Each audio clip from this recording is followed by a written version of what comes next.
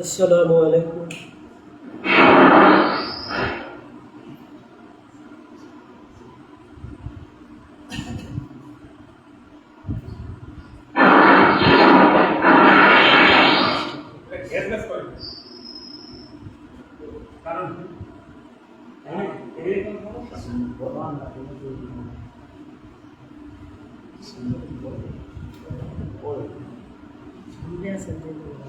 জি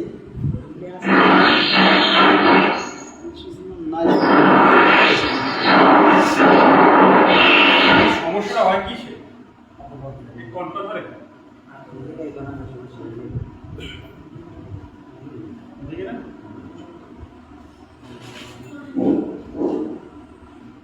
এখন তো ঠিক আছে। এই লাল লাগলে কি কেরা ছিল না? এখন তো ঠিক আছে।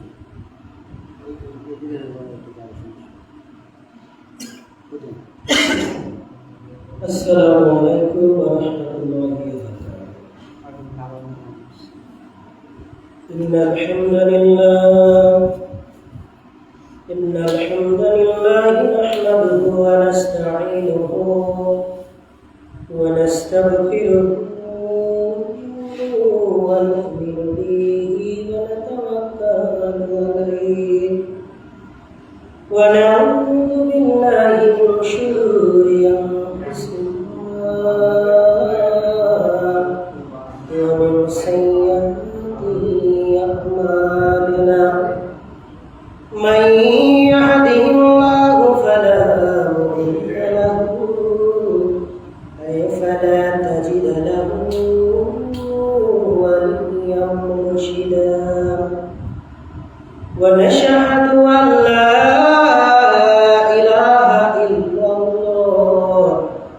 وحده لا شريك له عبد الله ورسوله الذي أرسله كافة للناس بالحق بشيرا ونذيرا وداعيا إلى الله بإذنه وسراجا وقمرا منيرا. أما بعد فقد قال الله تعالى في شان كلامه الكريم وفرقانه الحميد. شباب محبة الشريف. فأعوذ بالله من الشيطان الرجيم. بسم الله الرحمن الرحيم. فويل للمصلين الذين هم عن صلاتهم ساهون. قال النبي صلى الله عليه وسلم لا يدخل الجنة جسد غزي بالحرام. قال الله تعالى وآياته الأخرى إن الله وملائكته يصلون على النبي يا أيها الذين آمنوا صلوا عليه وسلموا تسليما. اللهم شباب محمد على سيدنا مولانا محمد وعلى آل سيدنا مولانا محمد. নবীর মায়া ছেড়ে মানুষ কোথায় আছো বুঝি না, তোমার মায়ায়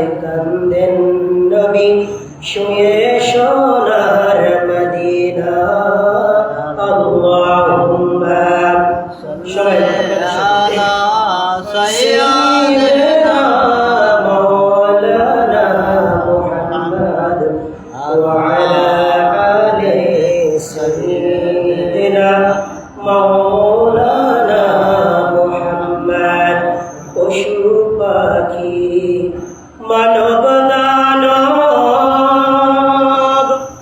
18,000 মাখলুকাত নবীর দুরূদ আল্লাহর জিকির করেন তারা দিবারাত আল্লাহুম্মা সাল্লি আলা সাইয়্যিদিনা মাওলানা মুহাম্মদ ওয়া আলা আলি সাইয়্যিদিনা মাওলানা মুহাম্মদ নবী আপনার ভালোবাসায় জীবনের গুনাহ ঝরে যায় নবী আপনার ভালোবাসায় আল্লাহর বন্ধু হওয়া যায় আল্লাহুম্মা সাল্লি আলা সাইয়্যিদিনা মাওলানা মুহাম্মদ ওয়া আলা আলি সাইয়্যিদিনা মাওলানা মুহাম্মদ বালাগাল উলা بكماله كشف الدجى بجماله حسنت جميع خصاله صلوا عليه وآله আরবের বুকে মক্কা নগরীতে যেথায় আমিনা মায়েরই ঘর খোদার করুণা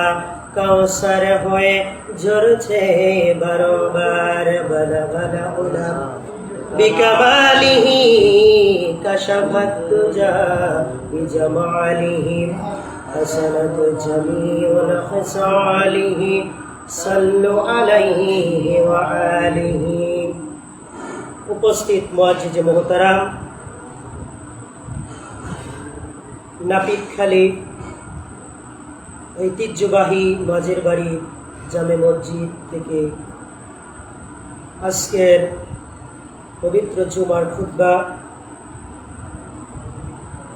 এখানে উপস্থিত আছেন আমার মাতার তাজ সমতুল্য আমার শ্রদ্ধাভাজন টিচার জনাব হযরত মাওলানা এবিএম রুহুল আমিন সাহেব দামাত বারকাতুহু ফি হায়াত।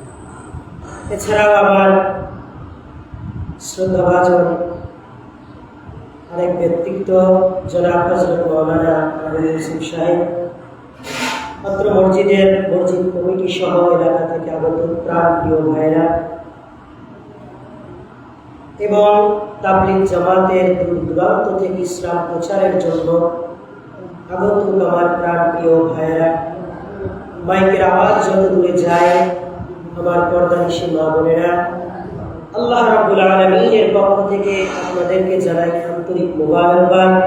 আরো একবার সালাম, আসসালামু আলাইকুম ওয়া রাহমাতুল্লাহি ওয়া বারাকাতুহু। ওয়ালাইকুম আসসালাম। শুকরিয়া জ্ঞাপন করছি সেই পবিত্রময় মহরমের নিকট যিনি আমাদেরকে আজকে বেছে বেছে এলাকা থেকে জুমার নামাজে আসার তৌফিক দান করেছেন। সবাই জোরে সোরে বলে আলহামদুলিল্লাহ। আলহামদুলিল্লাহ। এছাড়াও দুরুদ কুল কায়নাতের বাদশাহ আল্লাহ রাব্বুল আলামিন 1,24,000 পয়গম্বর মতান্তরে 2,24,000 পয়গম্বর এর ভিতরে এবং আল্লাহ রাব্বুল আলামিনের সৃষ্টি সমস্ত কিছুর ভিতরেই যাকে একমাত্র প্রাধান্য দিয়েছেন, যিনি থাকবেন কিয়ামত দিবসে, প্রাণ প্রিয় স্ত্রী আমাদের কাছে থাকবে না, আমাদেরকে চিনবেও না।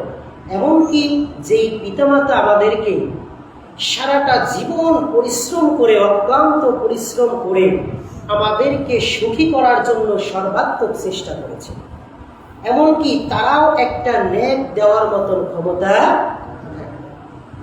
সেই সময় কেউ নয় যিনি আমাদেরকে আমাদের জান্নাতে নিয়ে যাওয়ার জন্য আশা দিয়েছেন, যিনি আমাদেরকে সার্টিফিকেট দিয়ে যিনি বলেছেন যে আমার একটা উম্মত ছাড়াও আমি ওই জান্নাতে যাব না, তার প্রতি দুরূদ আমরা পড়েছি। তিনি আর কেউ নন, জনাবে মুহাম্মদ আহমদ মুস্তাফা সাল্লাল্লাহু আলাইহি ওয়াসাল্লাম।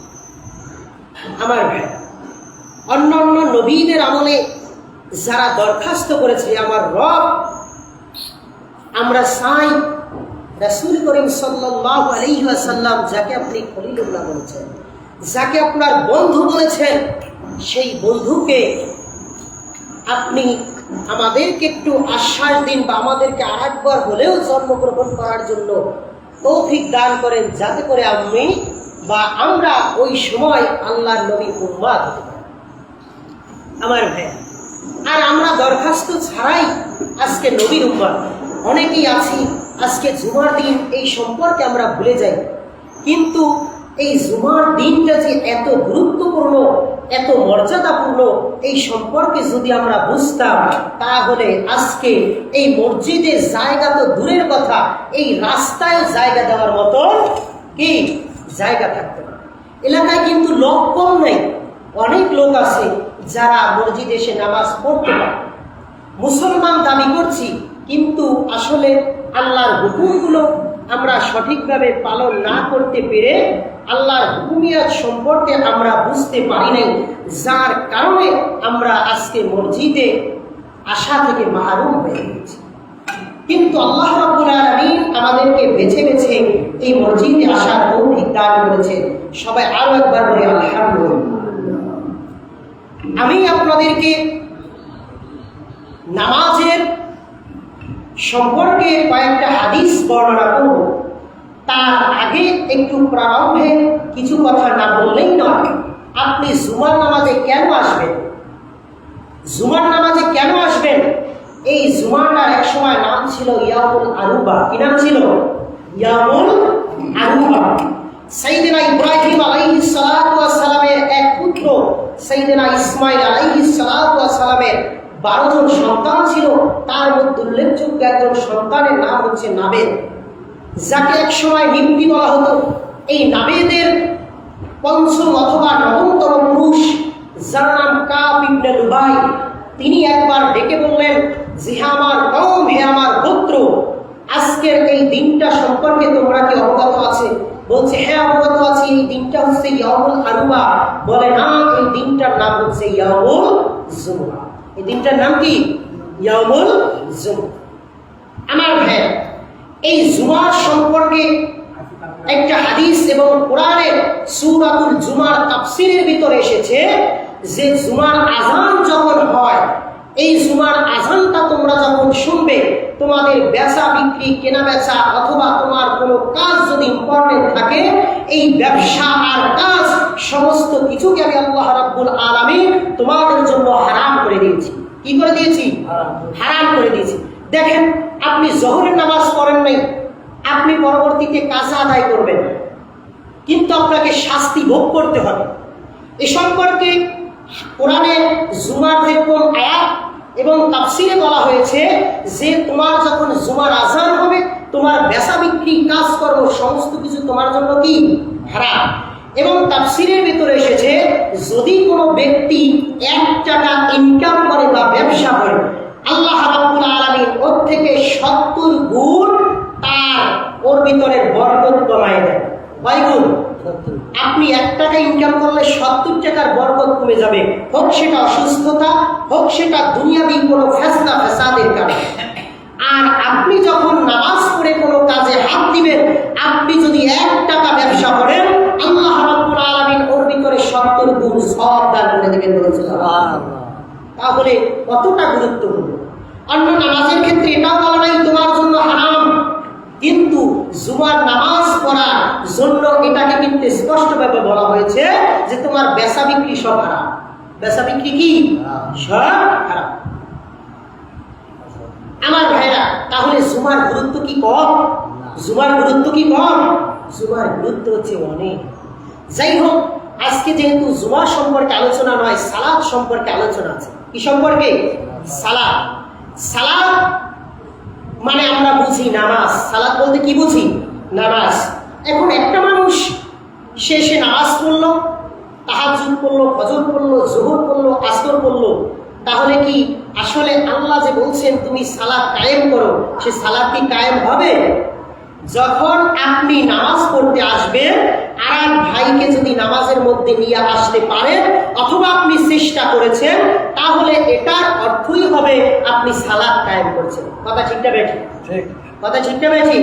তাহলে আপনি এসে যদি আপনি মনে করেন 12টার আগে চলে আসলেন, এসেই আপনি সব নামাজ আদায় করলেন, আবার চলে গেলেন, আপনার পাশের এক ভাই সে নামাজ পড়তে আসলো না, তাকে বললেন না, তাহলে কি আপনার সালাতের যে হক, এই হকটা কি আদায় হবে? হকটা কি আদায় হবে? তাহলে আমাদের এর পরবর্তী জুমা থেকে একটা দায়িত্ব চলে আসবে, সেটা হচ্ছে আমি নামাজে আসছি, আর এরপরে আমি কেউ না কেউ নামাজে অন্তত নিয়ে আসবো, না পারলেও তাকে দাওয়াত দিব। এটা হচ্ছে ওয়াকিমুস সালাত। এটা কি? এটা কি? আপনি নামাজ প্রতিষ্ঠা করেন। আমার ভাইয়েরা, সর্বাধিক হাদিস বর্ণনাকারী সাহাবী হযরত আবু হুরায়রা রাদিয়াল্লাহু তাআলা বললেন, এক গোত্রে দুইজন সাহাবী একসঙ্গে মুসলমান হলো। কয়জন? এক গোত্রের দুইজন সাহাবী একসাথে মুসলমান হলো। তাদের মধ্যে একজন জিহাদের ময়দানে শহীদ হয়ে গিয়েছে, আর একজন তার 1 বছর পরে মারা গিয়েছে।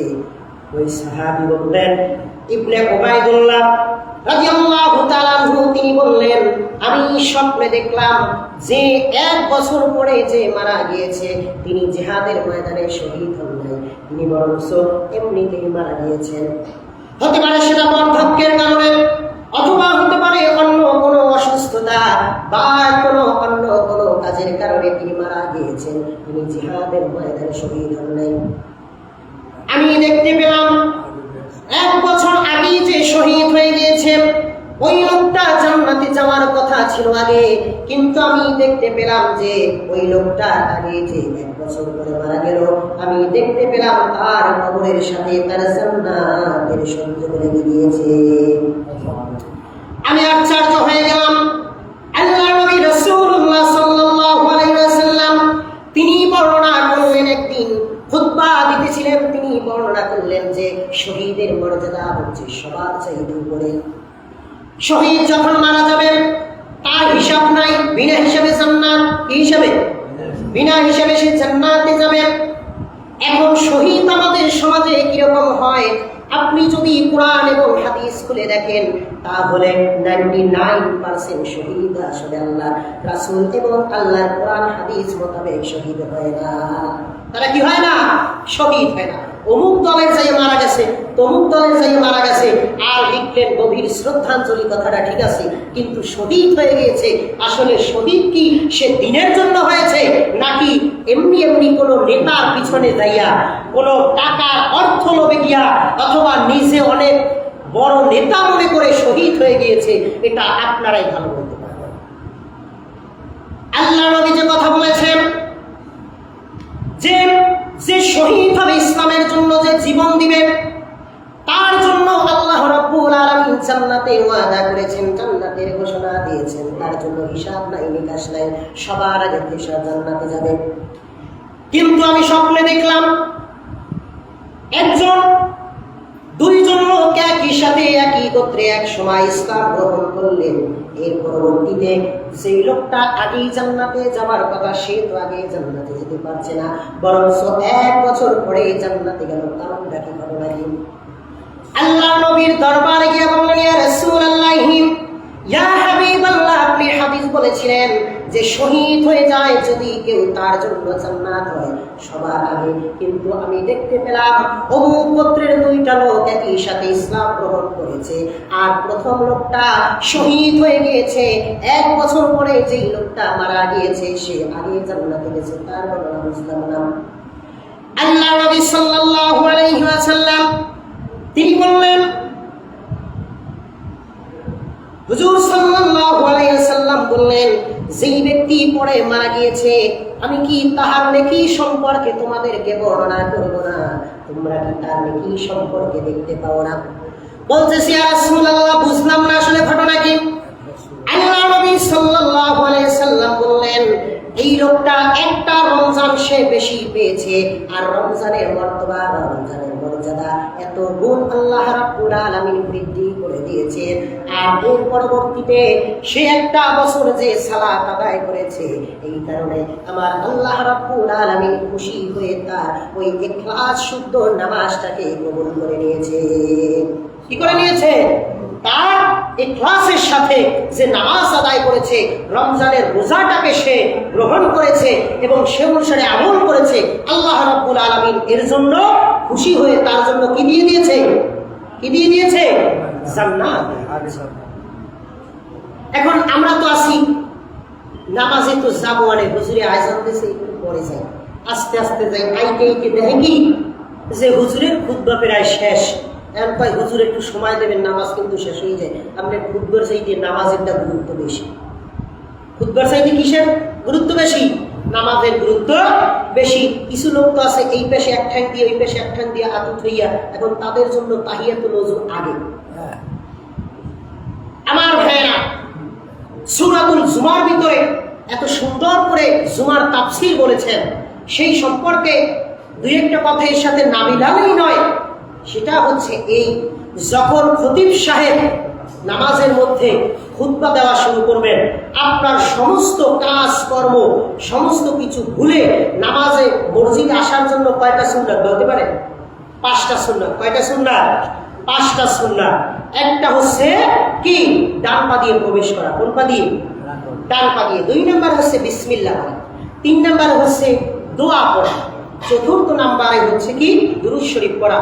5ম নাম্বারে হচ্ছে ইত্তেকাফের নিয়ত করা। মসজিদে আসছেন, দুনিয়াবি কোনো কাজকর্ম, কোনো কথাবার্তা চলবে না, এমনকি বাড়ির ভিতরের হিসাব নিকাশ সব বন্ধ। এটাকে বলে ইত্তেকা। আপনি মরে গেছেন, আপনার দুনিয়ার আর কোনো কাজ আপনার সাথে সম্পর্ক নাই, এজন্যই আপনাকে মসজিদে আসতে হবে। আর যে মসজিদে এসে সুন্দরভাবে সালাত আদায় করবে, এখানে মুফাসসিরিনে কেরামরা আছেন, তারা স্পষ্টভাবে বুঝে নেবেন যে নামাজের জন্য যখন খতিব সাহেব কোনো কথা বলবে, এই কথাটা আপনাকে গ্রহণ করা। আমার ভাইয়েরা, আল্লাহ নবী মুহাম্মদুর রাসূলুল্লাহ সাল্লাল্লাহু আলাইহি ওয়াসাল্লাম তার সাথীদের নিয়ে কিছু দূর অগ্রসর হলেন। হয়তো কোনো জিহাদের ময়দানে যাবেন অথবা কোনো ইসলাম প্রচার করার জন্য যাবেন। প্রতিমধ্যেই দেখতে পেলেন কিছু সংখ্যক লোক একটা মসজিদে বসে জিকির করলেন, সাহাবাদেরকে নিয়ে সেখানে বসে বললেন। এরপরে কিছুক্ষণ পরে সেখান থেকে উঠে রওনা দিলেন। এরপরে কত দূর গেলেন, সেখানে গিয়ে দেখলেন সেখানে আল্লাহ আল্লাহ রাসূলের কথাবার্তা হচ্ছে। আল্লাহ নবী সেখানে বসে বললেন, অনেক সময় দিলেন। এরপরে সাহাবাদের নিয়ে হাঁটা শুরু করলেন। সাহাবায়ে কেরামরা জিজ্ঞেস করলেন, ইয়া রাসূলুল্লাহ, প্রথমবার যখন আল্লাহর নাম নেওয়া হলো সেখানে তেমন সময় আপনি দিলেন না, কিন্তু পরবর্তীতে যেখানে ওয়াজ করতেছিল সেখানে আপনি দাঁড়ায় গেলেন, বসে গেলেন, বেশি সময় দিলেন, এর কারণটা বুঝতে পারলাম না। আল্লাহ নবী সাল্লাল্লাহু আলাইহি ওয়াসাল্লাম বললেন, যেখানে দিনের কথা হয়, আমার তাবলীগ ভাইরা এসেছে, আপনারা বললে তাকে সময় দিবেন, তাদেরকে সময় দিবেন, তাদেরকে সাহায্য করবেন। অনেক দূর থেকে এসেছে ইসলাম প্রচার করার জন্য, তারা চাইলে বাড়িতে বসে তারাও জিকির করতে পারতো, তারাও সুন্নাত করতে পারতো, তারাও নামাজ পড়তে পারতো, কিন্তু ইসলাম প্রচারের জন্য জীবনপ্রাণী ভূমিকা তারা পালন করছে। বর্তমান সমাজে তো তাদের বিরুদ্ধে অনেক কথা হয়, কিন্তু আমার ভাইয়েরা, তারা এখানে এসেছে, তারা তাবলীগ করছে, আল্লাহ আল্লাহ রাসূলের কথা বলছে। আপনারা এসে যদি একটা হাদিস শোনেন, তাহলে আপনাদের কোনো ক্ষতি আছে কিনা? কোনো ক্ষতি আছে? কোনো ক্ষতি আছে? আল্লাহর নবী বলেছেন যে যদি কোনো একটা বাণী যদি তোমরা শুনতে পাও, সেই বাণীটা তোমরা যখন শুনবে অন্যত্র সেই বাণীটা সবাইকে পৌঁছায় দাও। কি করো? পৌঁছায় দাও। এখন আপনি যদি মনে করেন আপনি গভীর রাত্রে উঠে তাহাজ্জুদ পড়ছেন, এই তাহাজ্জুদটা আপনি অন্য একজনকে ওয়াজ করতে হবে যে ভাই আপনিও তাহাজ্জুদ করেন। কি পড়েন? আপনিও কি পড়েন? তাহাজ্জুদ পড়েন। কিন্তু এই সম্পর্কে আমরা একেবারেই বেখবর। আমরা ইসলাম যে প্রচার এবং প্রসার, রাসূল সাল্লাল্লাহু আলাইহি ওয়াসাল্লাম তিনি যখন দুনিয়ায় আসলেন, তিনি চাইলে একাই তো তাহাজ্জুদ, ইশরাক, আওয়াবিন সমস্ত নামাজ পড়তে পারতেন। নামাজ কয় ওয়াক্ত? নামাজ কয় ওয়াক্ত? 5 ওয়াক্ত। নামাজ কয় ওয়াক্ত? এই 5 ওয়াক্ত নামাজ কিন্তু রাসূল সাল্লাল্লাহু আলাইহি সাল্লামকে দিয়েছেন 5 ওয়াক্ত। আমরা জানি মিরাজে কয় ওয়াক্ত নামাজ দিয়েছেন? 5 ওয়াক্ত। কিন্তু হযরত আদম আলাইহিস সালাতু ওয়াস সালাম তাকে 1 ওয়াক্ত নামাজ তিনি পড়েছিলেন সর্বপ্রথম, কিন্তু এরপরে সাইয়্যিদিন ইব্রাহিম আলাইহিস সালাতু ওয়াস সালাম পড়েছিলেন। এরকম করে 5 জন নবী 5 ওয়াক্ত নামাজ পড়েছিলেন। আগেকার নামাজ ছিল মাত্র 2 রাকাত। কয় রাকাত? এবং তখন যে কোন সূরা পড়া হতো সে সম্পর্কে মুফাসসিরিন কিরাম আমি এখন পর্যন্ত পুরো স্পষ্ট পাইনি যে কোন ওয়াক্তে কোন সূরা পড়তো, কারণ তখন তো কোরআন নাযিলই হয় নাই। ছিল কি তাওরাত, জাবুর, ইনজিল, কোরআন সহ ইনজিল এই সহ 103 খানা কিতাব। কয়খানা কিতাব? 103 খানা। আর কোরআন নাযিল হয়েছে সর্বশেষে টোটাল মিলে হচ্ছে আসমানি কিতাব কয়খানা? 104 খানা। 103 খানার ভিতরে কোন সূরা আছে, কিন্তু তখনকার সময়ের যে নামাজ ছিল সেটা হচ্ছে রুকু এবং তাসবিহ, রুকু এবং সেজদা, রুকু এবং কি সেজদা, এর মধ্যে তাসবিহগুলো। যেমন আমরা মুফাসসিরিন কিরাম এখানে আছেন যে সূরা ফাতিহা পড়া কি নামাজের মধ্যে, আর নামাজের মধ্যে রুকু দিয়া দাঁড়ানো, সময় নিয়ে দাঁড়ানো, সেজদার 2 সেজদার মাঝখানে বসা, সময় নিয়ে সেটা ওয়াজিব। সেটা কি ওয়াজিব। এখন কত করে দেখা যায় সুন্দর এই ইদিয়া রুকু দিয়ে সোজা ডাইরেক্ট হয়ে পড়ে, এরপরে মুখে একটু মাথাটা ঝুঁকায়। তাহলে আপনি এখানে কত বড় ওয়াজিব কি করলেন? তরক করে ফেললেন। আপনি কি করলেন? ওয়াজিবটাকে কি করলেন? ছেড়ে ফেলে দিলেন। তাহলে আপনাকে নামাজের যে মাসালাগুলো আছে, নামাজের মধ্যে 60টা মাসালা আছে, এরপরে সুন্নাতে মুআক্কাদা আছে 12টা, নামাজ ভঙ্গের কারণ আছে 19টা, অজু ভঙ্গের কারণ আছে 7টা। এই সম্পর্কে আপনাকে কম বেশি আস্তে আস্তে করে জানতে হবে, না হলে আপনি নামাজের টোটাল যে ফ্যাসিলিটিগুলা এইগুলো আপনি ভোগ করতে কি করবেন? পারবেন। তাহলে আপনাকে কি করতে হবে? রাসূল সাল্লাল্লাহু আলাইহি সাল্লাম বলছেন যে নামাজ পড়ো আমার মতো। আর নামাজ পড়ি কার মতো? আমার মতো, মানে রাসূলের মতো না, আমার মতো, আমার নিজের মতো। কার মতো? নিজের মতো। আমার ভাইয়েরা, রাসূল কি এই ইসলাম প্রচার করেছেন? রাসূলুল্লাহ সাল্লাল্লাহু আলাইহি সাল্লাম তিনি যখন 5 ওয়াক্ত নামাজ মেরাজ থেকে নিয়ে আসলেন, নামাজ ছিল 2 রাকাত করে। কয় রাকাত করে? কয় রাকাত করে? 2 রাকাত করে। তিনি যখন হিজরত করতে গেলেন, হিজরত থেকে আসার পরে মাগরিবের সাথে 1 রাকাত, যোহরের সাথে 2 রাকাত, আসরের সাথে 2 রাকাত, ইশার সাথে 2 রাকাত, এক হয়ে গেল। অর্থাৎ তার পরবর্তীতে বাকি নামাজগুলো কি হয়ে গেল? যোগ হয়ে গেল। তো আমার ভাইয়েরা, নামাজ আমাদেরকে পড়তে হবে ধীর স্থির ভাবে। কিভাবে? ধীর স্থির ভাবে। আল্লাহ নবীর একজন সাহাবী তিনি বললেন যে আমি একদিন এশার সময় রাসূল সাল্লাল্লাহু আলাইহি ওয়াসাল্লাম নামাজ আদায় করতেছিলেন, তা আমি গিয়ে দেখলাম সে একা একা নামাজ পড়তেছে, আমি গিয়ে তার সাথে শরীক হলাম। এখন শরীক হওয়ার পরে আমি দেখলাম তিনি সূরাতুল বাকারা তেলাওয়াত করছেন। তা আমি মনে মনে ভাবলাম এটা হয়তো কিছুক্ষণ তেলাওয়াত করবেন। আস্তে আস্তে করে বাকারা শেষ হয়ে গেল, আমার অনেক কষ্ট হলো। আমি মনে করলাম হয়তো এরপরে শেষ হয়ে যাবে। এরপরে দেখলাম সূরাতুল ইমরান, সূরাতুল কি ইমরান তেলাওয়াত করছে। আমি মনে মনে চিন্তা করলাম হয়তো একটু পরেই তিনি থামবেন। এর পরবর্তীতে আমি দেখলাম যে ইমরান প্রায় শেষের পথে, আমার পা অনেক ব্যথা করল। এরপরে আমি দেখলাম তিনি সূরাতুল মায়েদা শেষ করলেন। কি সূরা শেষ করলেন? মায়েদা শেষ করলেন। 4 জন সাহাবী ছিল, তারা 2 রাকাত নামাজের মধ্যে 1 খতম কোরআন শরীফ পড়ে শেষ করেছে।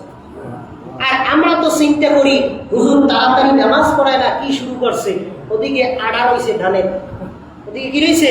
ধানের আড়া রয়েছে, বা বেড়াই বেরিয়ে যেতে হবে। এখন বেড়াই বেরিয়ে যাওয়ার সময় সুন্দর জামা, আর মসজিদে আসলে টিলা ছাতা পরা যায়। একটা কথা প্রসঙ্গে আর একটা কথা এসেই যায়। আমার ভাইয়েরা, একটা সুন্নাত সম্পর্কে ধারণা দিলাম, আর একটা ফরজ সম্পর্কে ধারণা দেওয়া দরকার না? দরকার না ভাই? আচ্ছা, নামাজ পড়া কি? আচ্ছা, সতর ঢাকা কি? গোসলে কয় ফরজ? 3 ফরজ। আমার ভাই, সতর ঢাকা ফরজ। নামাজ যদি আপনি জোহরের নামাজ কাজা করে ফেলেন, পরবর্তীতে পড়ার কি সুযোগ আছে? কিন্তু একটু কথাটা গভীর মনোযোগ দিয়ে শুনবেন, উপলব্ধি করবেন। কিন্তু আপনি যখন সুপারি গাছে উঠলেন, অথবা আপনি যখন ভুই রুইতে গেলেন, কাঁচা মারিয়ে যখন এই কাজটা করলেন, আপনি কি করলেন? ফরজ কি করলেন? তরক করে ফেলছেন। এটা কি কোনো কাজা, কোনো মুক্তি মুহাদ্দিস দিতে পেরেছে? তাহলে আপনি যতবার কাজা দিয়েছেন অতবার আপনি কি করেছেন? আপনি ফরজ তরক করেছেন। শুধু কি নামাজ পড়লেই ফরজ তরক হয়? নামাজ না পড়লে শুধু কি নামাজ না পড়লেই ফরজ তরক হয়? আমার ভাইরা এই দিকে খেয়াল রাখবেন। আপনাদের গাছে উঠতে হয়, বড় বড় ঢিলা ডালা প্যান আছে, টাকু গিরার উপরে করে নেবেন। মনে থাকবে তো ভাইরা? যারা এখানে নামাজ পড়তেছেন আমলটা করতে পারবো না? আমলটা করতে পারবো না? কাঁচা কি আমরা দেব? কাঁচা কি আমরা দেব? সবাই একটু হাত তুলি তো। কে কে কাঁচা দেবেন? কে কে কাঁচা দেবেন একটু হাত তোলেন তো। কাঁচা দেবেন ভাই? কি কাঁচা দেবেন? কাঁচা দিয়া কাজ করা। আমার ভাইরা আরেকটা ফরজ আপনাদেরকে বলি, সেটা হচ্ছে আমরা ওযু করি, আমরা গোসল করি। গোসলে কয় ফরজ? দেখেন আপনারা জানেন এই ওয়াজগুলো কেন করতেছি জানেন? আমি কিন্তু ধারাবাহিক আলোচনা করি, কিন্তু আজকে যেহেতু প্রথম একটু আলোচনা করলে আগামী জুমায় যদি আমার ভাগ্যে এখানে থাকে তাহলে দেখা যায় আপনারা অন্তত কয়েকটা ফরজ আপনারা বেশি আমল করবেন, কয়েকটা সুন্নাত আপনারা বেশি আমল করবেন, কয়েকটা ওয়াজিব আপনারা বেশি আমল করবেন। কথাটা কি ভুল বললাম? তাহলে আপনি যদি আগামী জুমার আগ পর্যন্ত কাঁচা দিয়ে কাজ না করেন, তাহলে আপনি যদি দৈনিক 2 বার বা 3 বার কাঁচা দিতেন, এই কাঁচাটায় 2 বার বা 3 বার ফরজ তরক করতেন, একটা সপ্তাহের মধ্যে বাকি 6 দিন বা 7 দিন যদি এই কাজটা না করেন, 3 দিন 3টা করে যদি আপনি কাঁচা দিতেন, 3টা ফরজ তরক আপনি ছেড়ে দিতেন, তাহলে 3-6 দিন ধরলেও 18টা ফরজ আপনি অতিরিক্ত আগামী জুমার মধ্যে আপনি আল্লাহর ফরজ আপনি আদায় করবেন। জোরে জোরে বলে আলহামদুলিল্লাহ। তাহলে দরকার আছে কিনা? আচ্ছা, আর 3টা ফরজ হচ্ছে গোসলের মধ্যে আমরা ফরজ আদায় করি একটা। কয়টা? একটা। সেটা কি বলবো? সেটা হচ্ছে লাফ দিয়ে পড়ি পানির মধ্যে। এর মধ্যে? পানির মধ্যে। অথবা যাদের শাওয়ার আছে যাই এই ট্যাপটা ছেড়ে দেই। কি করি? ট্যাপটা ছেড়ে দিই। এখন বাকি যে 2টা ফরজ একেবারে সহজ ফরজ, সেটা হচ্ছে ভালোভাবে কি করা? কুলি করা। ভালোভাবে কি করা? কুলি করা। 2 নম্বরে হচ্ছে নাকে পানি দেওয়া। 2 নম্বরে কি? নাকে পানি দেওয়া। আচ্ছা আমার ভাইরা, এই 2টা ফরজ সহজ নাকি কঠিন? সহজ নাকি কঠিন? এই ফরজ 2টা কে কে ছাড়বেন একটু হাত তোলেন তো। ফরজ 2টা ছাড়বেন কে কে? মানে করবেন না, আমল করবেন না, খালি যাই পুকুরে ডুব দেবেন, এইরকম কে কে আছেন? কেউ নাই। আলহামদুলিল্লাহ। এটাই তো চাই যে এর পরবর্তীতে যখন আপনি গোসল করতে যাবেন আপনি বাকি 2টা ঘর সহিত ভালোভাবে কুলি করবেন আর নাকে পানি দিবেন, তারপরে সমস্ত শরীর কি করবেন? ধৌত করবেন। একেবারে সহজ নাকি কঠিন? আবার কতটা গুরুত্বপূর্ণ দেখেন। ওযুতে কয় ফরজ? আচ্ছা, ওযুতে 4 ফরজের মধ্যে ঘর সহিত কুলি করা আর নাকে পানি দেওয়া একই ফরজ? একই ফরজ? দেখেন অবস্থাটা, এখানে সুন্নাত ওখানে ফরজ। তার মানে আপনাকে বুঝতে হবে যে গোসলের মধ্যে এই 2টা কতটা আল্লাহর রাসূল এবং আল্লাহ তাআলা গুরুত্ব দিয়ে বোঝাতে চেয়েছে। এই সম্পর্কে আমরা বেখবর। এই সম্পর্কে আমরা কি বেখবর? আমার ভাই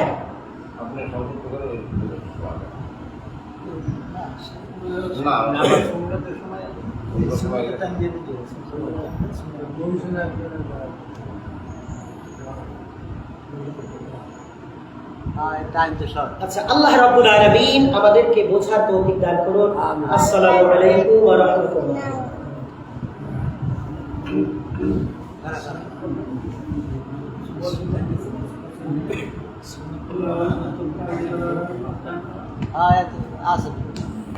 ও বেশি